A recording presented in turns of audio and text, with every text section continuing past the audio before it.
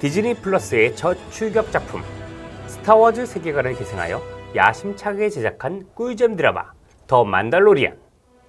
올드 스타워즈 팬들과 디즈니를 사랑하는 모든 분들에게 바치는 더 만달로리안의 화려한 모험. 로튼 토마토 신선도 95%, 관객 점수 93%를 받으며 호평 속에서 시즌 2가 이미 약속되어 있는 더 만달로리안을 지금 만나보시죠. 사실 만달로리안이 뭔지 우리는 잘 모를 수밖에 없습니다. 스타워즈 덕후가 아닌 이상 아니 웬 깡통 로봇이 뜬금없이 주인공이지? 라고 생각하게 되는데요. 옛날 사람이라면 로버트 태권브이의 주전자 깡통 로봇을 떠올릴 수도 있겠네요.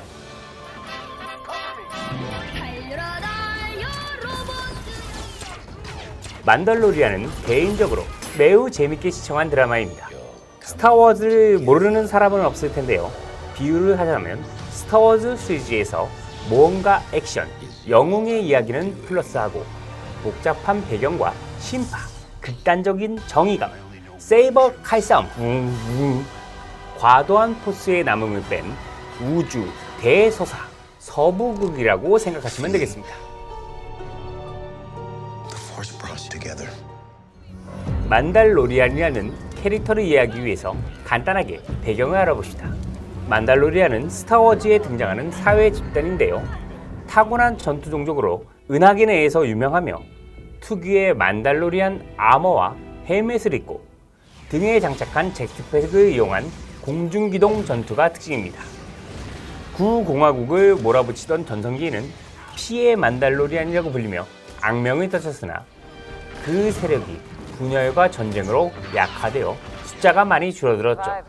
하지만 그들의 싸움 실력과 강철의 갑옷은 너무나 강력해서 주로 용병으로 차출되어 여러 싸움에 파견되기도 합니다. 더 만달로리안은 이러한 용병이면서 현상금 사냥꾼인 만달로리안 용사의 이야기입니다. 무엇보다 그들의 갑옷은 베스카 금속으로 만들어진 강력한 아머인데요.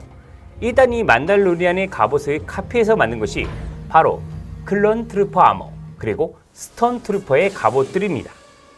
누구나 한 번은 보셨을 스톤 트루퍼 군단의 갑옷의 원형이 바로 이 만달로리안의 아머라고 생각하시면 되겠습니다. 그리고 가장 중요한 만달로리안의 특징은 바로 이 헬멧을 절대로 벗지 않는다는 것입니다. 누구도 만달로리안의 얼굴을 볼 수 없으며 드라마에서도 주인공의 얼굴은 딱 한 번밖에 나오지 않습니다. 아니 대체 혼자서 이렇게 밥을 먹을 때는 벗는다고 쳐도 연인과 사랑을 나눌 때는 헬멧을 쳐쓰고 한다는 말인가요? 스타워즈의 세계관에서 바야흐로 제다이의 귀환으로부터 7년 후에 만달로리안 만도가 형상금 사냥 의뢰를 받게 됩니다. 임무를 위한 추적기를 건네주는 은하제국 간부, 대상을 제거하거나 생포하기를 의뢰합니다. 위치 추적기에 따라서 도착한 행성에서 그동안 많은 형상금 사냥꾼들이 찾아왔으나 모두 죽었다는 이야기를 듣게 됩니다. 야영지에 도착한 만도는 갑자기 뛰어든 또 다른 현상금 사냥꾼 기대 소속 안드로이드와 함께 힘을 합쳐서 목표물을 선언했습니다.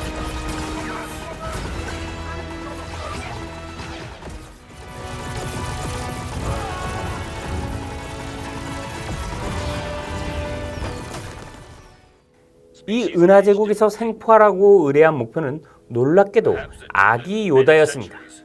그래요. 처음엔 저도 스타워즈의 주인공 중에 하나인 제다이 마스터, 그 요다의 어린 시절인 줄 알았는데 요다와 같은 종족의 아기라고 합니다. 여러분 헷갈리지 마세요. 요다 그 주인공이 아니라 요다와 같은 종족입니다. 어쨌든 굉장히 귀여운 이 아기 요다를 은하제국에 넘겨주고 포상을 받게 되는 주인공 만도.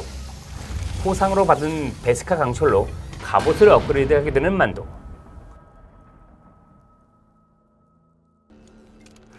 그런데 재롱을 부리던 귀여운 아기 요다의 모습이 눈에 아른거려서 정의의 주인공답게 다시 아기를 구출하게 됩니다.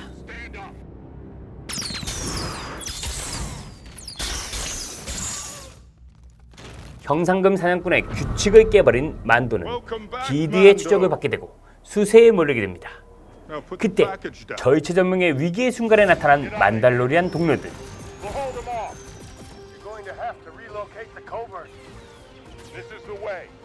극적으로 아기 요다와 탈출한 만도는 제국군의 추격과 현상금 사냥꾼들의 추적을 피해서 멀고 먼 우주로 몸을 떠나게 됩니다. 더 만달로리안은 이 아기 요다를 구출하고 안전한 자유를 찾기 위해 행성을 돌아다니면서 각종 몸을 펼치는 액션 화이극 우주 어드벤처 대서사시입니다. 배경만 우주이고 아주 잘 만들어진 액션 서부극이라고 생각하시면 되겠습니다. 더구나 기존의 스타워즈 팬이 아니더라도 복잡한 배경 설정이나 은하제국과 연합군의 관계 따위는 몰라도 되는 아주 재미난 드라마입니다.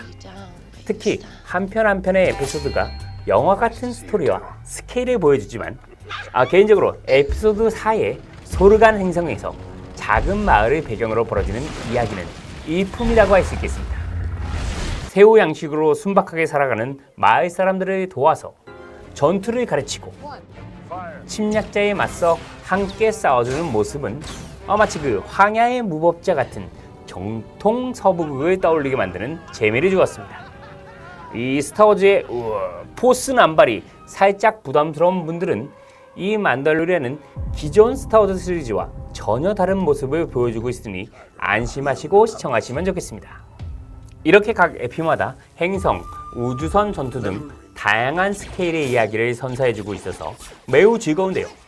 아무래도 그 디즈니 플러스의 첫 출격작인데다가 스타워즈 IP에 자존심이 걸려있는 작품이라서 그런지 매우 제작에 신경을 쓴 모양입니다. 더구나 회당 제작비가 무려 1,500만 달러, 우리나라 돈으로 180억을 쏟아부었으니 볼거리가 풍성하지 않을 수 없습니다. 또 이 만달로리안을 이야기하기 위해서는 각본 제작을 맡은 존 파브로를 이야기하지 않을 수 없는데요. 아이언맨의 감독이면서 스스로 해피 호건이라는 배역을 맡아 스파이더맨 시리즈에서도 자주 보이시는 바로 그분입니다. 오늘날의 마블 히어로 영화를 이야기할 때 아이언맨 1이 그 시작이라고 말하는데요. 바로 이분 존 파브로님께서 로버트 다우니 주니어와 상의하여 원래 그 개망작이었던 각본을 갈아엎고 영화를 거의 재창조해서 세계급 대박을 터뜨려 마블의 전설이 탄생한 것은 매우 유명한 일화이죠.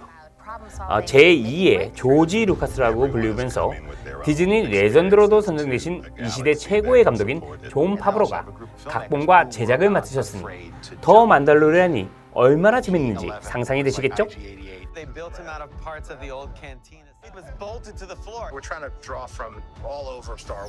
그리고 주인공 만달로리안 역에 너무나 유명한 제가 사랑하는 나르코스의 그분 페드로 파스칼이 맡으셨는데요.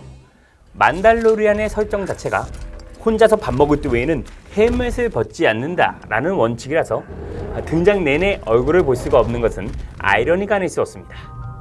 딱 한 번 헬멧을 벗어서 페드로 파스칼님의 얼굴을 보여주시는데요. 어떤 에피인지 찾아보는 재미도 있겠네요. It will heal you in a matter of hours. You have suffered damage to your central processing unit. You mean my brain? 자, 디즈니 플러스가 작심하고 만든 더 만달로리안.